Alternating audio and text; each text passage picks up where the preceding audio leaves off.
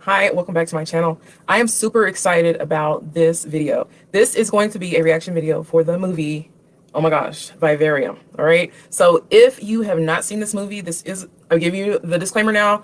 We have a spoiler alert, spoiler alert, spoiler alert. This movie I absolutely had to do a reaction to. The last movie that I did a reaction to, I believe, was Queen and Slim around this time last year. So I'm averaging about one response video like for movies per year. So yeah, it has to be an interesting movie for me to even consider doing a response video for.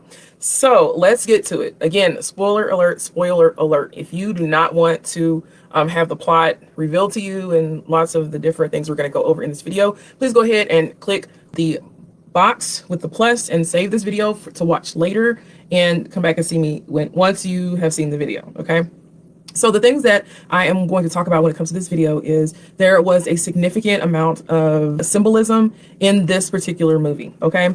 It is classified as a psychological thriller on the Internet Movie Database. It has 3 out of 5 star rating, which is okay, but for what it is, you have to be a person who likes the sci-fi horror hybrid type movies, okay? So without further ado, let's get into this video. We're going to do a full reaction video.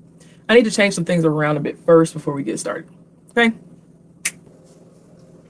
All right. So a little bit of background information concerning this movie. It was created in 2000 and it is rated R and it's approximately 98 minutes long. Okay. This movie I was able to watch on Amazon Prime. It is a free feature, original feature. So, oh my gosh, let's get into these scenes. Okay. So there's a couple and they're looking for their dream home. They are just simply boyfriend and girlfriend and they are kind of just going along with life. This is a Lionsgate film and it has 2 of 5 stars on Amazon rating. So the opening scene is Gemma is a school teacher, a primary school teacher, and she is in her classroom and she is just enjoying her students, and that scene concludes and she goes out to meet her boyfriend outside of the school, and you know there is a situation where there was a baby bird who had fallen out of the nest and had expired, and so they did like a mock burial for the baby bird.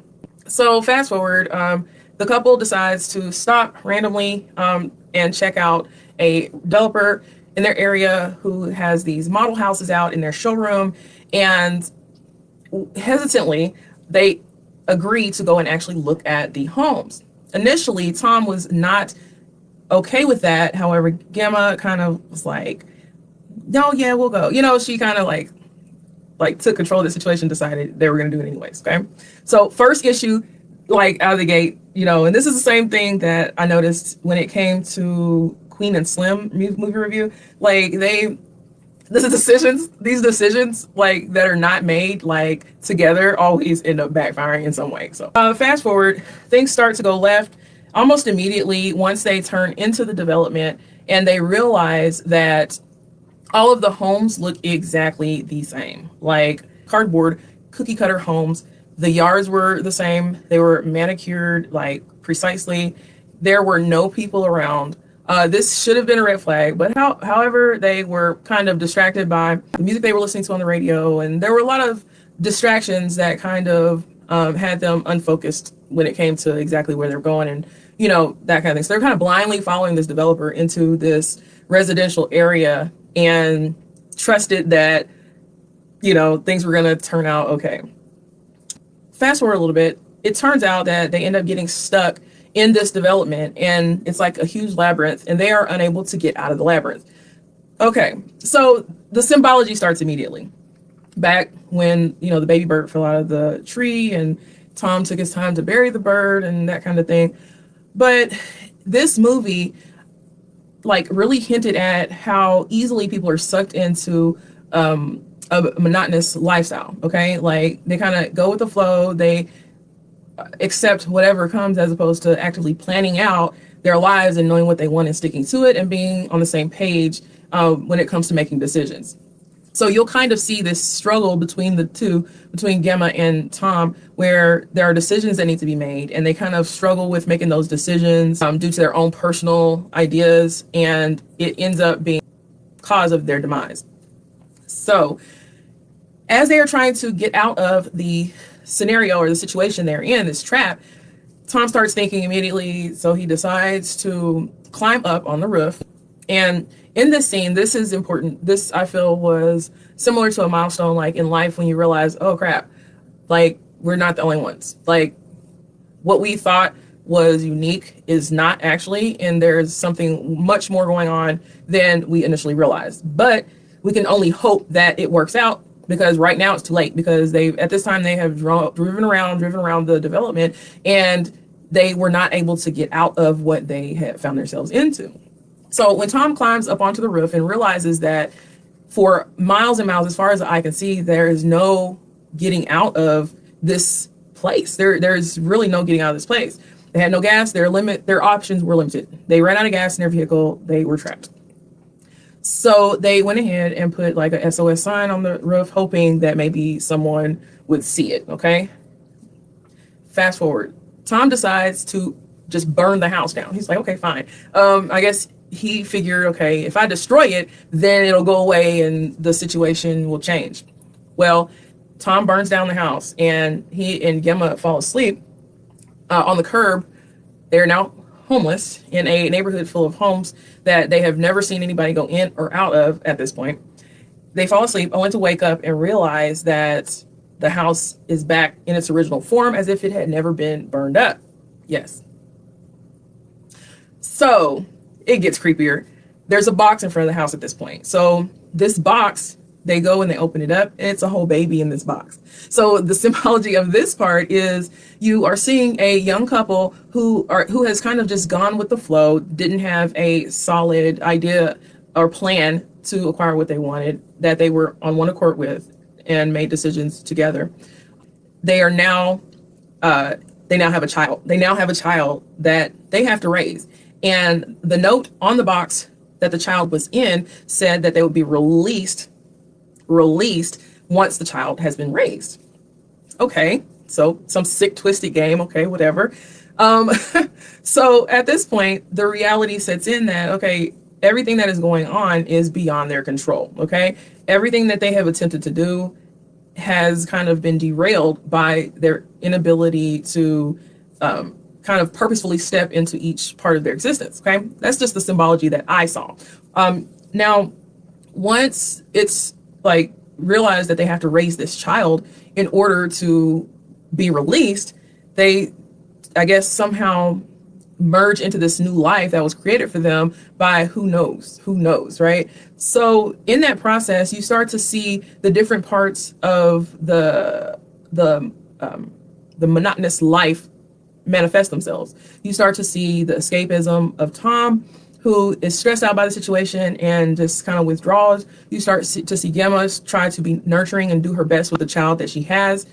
And then you see the child just growing super fast. And I think in like 98 days, this child was like elementary school age, like a fifth grader. He had to be at least like a fifth grader at this point in like 98 days. So this child is like growing like extremely fast. So for anyone who has watched children or has children in your family or in your life, you kind of can see the parallels to a lot of things in this movie. The couple starting out, having these dreams, the derailment, the child coming along, just like all these like curveballs are just like coming at them. And so again, you start to see the escapism, and you see the coping strategies being employed by both people. And then you start to see this desperation occur in Tom, and it manifests itself in different ways. So fast forward a little bit, there was a situation where the boy, if I remember correctly, he initially did not have a name. He never had a name other than the boy at this point. And the boy he would do this like shriek, this like unhumanly like shriek whenever he was upset, similar to like a baby crying, but way worse. Like, so when you look at it on like this, like a stress scale, like if you were to scale stress, the type of scream that this boy produced was extremely stressful for both people. It caused them, to the extent that it caused them like to try and take desperate measures to quell the shrieking. So it initially started like whenever he would be hungry, or I think one moment he did the shriek and he was like upset. So it was like an equivalent to showing extreme emotion, I guess. So anyhow, there was a moment where Tom's escapism moved to a different level to where Gemma really couldn't reach or connect with him anymore. And around the time that happened, the boy had let out his shriek because of like some cereal, like he wanted his cereal or whatever. And so he just does this crazy shriek and Tom loses it.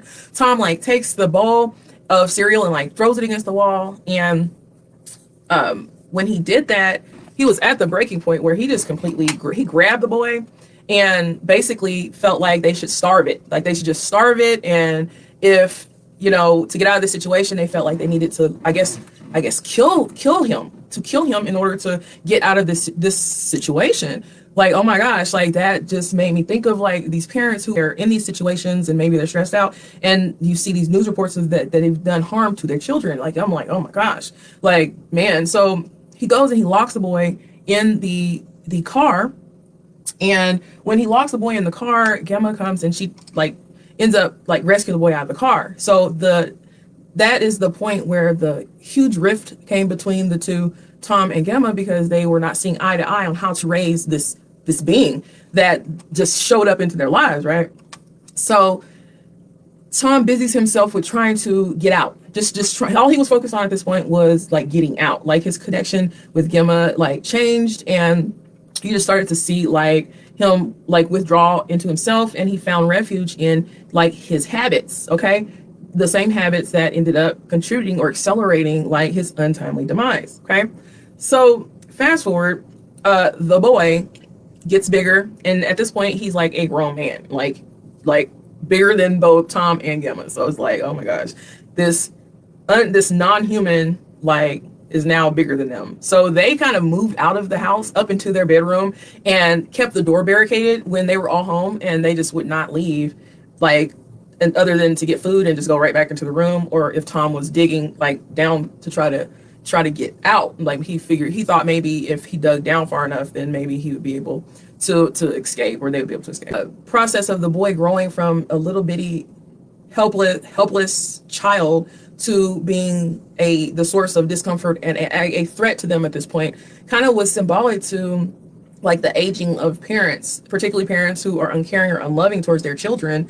They can easily, because of their age, be at the mercy of the same children who they were supposed to care for in, you know, when they were little. It's crazy. So there are some other parts that I have not talked about, and we'll get into a little bit of that, okay? Because I don't want to just, you know, expose the whole movie. But there are some other weird, crazy, like eerie, creepy curveballs that came throughout like this whole process. So since the boy was, I guess, elementary to middle school age, he had been disappearing like regularly and just going somewhere, and they were not able to figure out where he was going. Okay.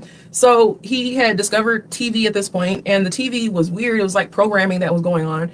And because Tom was kind of caught up in his escapism and trying to like get out, Gemma was kind of left to figure things out on her own. And so she resorted to just trying to solve the mystery of this boy and what's supposed to happen and where he's going. So she tried to follow him and never could find out where he was going because he would disappear. And so Tom ends up succumbing to just the lack of nutrition, the habit that he had started. You know, it just kind of made his health rapidly deteriorate to the point where he dies, right? Yes, he dies. Okay, so now here she is left in this place called Yonder by herself with this huge boy man thing that's not really a human, that she doesn't even know where he is going to and leaving from. And no, you don't know. She doesn't know what he's learning when he's away. She got a glimpse of that earlier, but you have to watch the movie to see that, because that freaked her out, as it should have. So anywho, Tom ends up passing like literally in her arms, because at this point, not only was Tom getting sick, but the boy locked them out of the house. So they were literally like outside. Like he just basically wouldn't let them in the house. So when Tom dies, it was like during the night, and then the day comes, they're like on the curb, and the boy is off to wherever it is he goes, and he comes back and he has a box, one of those boxes with a body bag in it. So he like emotionlessly puts Tom in this body bag and just drops him into the hole that Tom dug for himself, basically. So Tom was trying to escape through that work of digging the hole, but ultimately it killed him because of the amount of physical work plus his habits. So he ended up dying. He literally dug his own grave. Oh my gosh. Okay. So that grave that Tom had literally dug for himself, the boy just takes the body bag and just pretty much just drops him in there like a sack of potatoes. Like no emotion, just totally like extraterrestrial, otherworldly, not human. So at this point, the movie kind of fast forwards a little bit and Gemma ends up getting sick as well. So it's kind of like how like parents age and then the child ages, and then, you know, like the parents become, you know, the child becomes the caretaker for the parents. And then some children are living, I guess, in the world. But in this world, I don't know if that could have been even the case because of the whole other situation that's going on in the background that the viewers are not really privy to yet. So Gemma ended up finding out like different realms to Yonder one day when she tried to chase the boy. Like it was, oh my gosh, that's when you see the movie, just the plot twist just like totally like switches everything up on you. And you're just like, oh my gosh. I think in this movie, watching this movie, like I think I said, oh my God, like what in the world? Like I think I said that at least 20 to 30 times in this movie. Like seriously, like, oh my gosh. So anyways, back to Gemma starting to get sick. Basically, the same thing happens with her. I believe she lived a little bit longer because she didn't like resort to the vices that Tom resorted to, but just she ended up like passing as well. And the boy just kind of goes on with his life and goes to the store, the original store that Gemma and Tom originally went to. And the salesman that's there, like literally passes away in his face. At this point, he's like an old man. So he has on his white corporate America shirt and he's sitting behind his computer desk and he passes away. And another symbolic thing that happens in this scene is the boy takes the name tag that says Martin from the original salesman and just puts it on himself and basically takes his place in the office. And so then another couple, once he has disposed of the body and put it in like a body bag, the same body bag that Gemma and Tom were both placed in, he basically takes the salesman's place and becomes him, and the cycle repeats itself all over again. So that is my reaction to this video. Again, this is just my view on this movie. Please check it out. It's really worth watching. And let me know what you think of the movie down below. If there was any symbology or just anything that you saw in the movie that maybe I didn't address, like let me know what your thoughts are. So let me know if you've seen it, if you plan to see it, all of that. Okay. So thanks for checking out this very rare reaction video for this movie. And if you happen to check Vivarium out again, like, yeah, let me know. So my previous movie reviews, Queen and Slim, I have the link below, and I also have the link to Vivarium for Amazon Prime in the description box below. Again, thank you for checking out my reaction video, and if there are any other reaction videos that you would like for me to do, please let me know in the comment section. Otherwise, have a wonderful holiday and take care. Bye.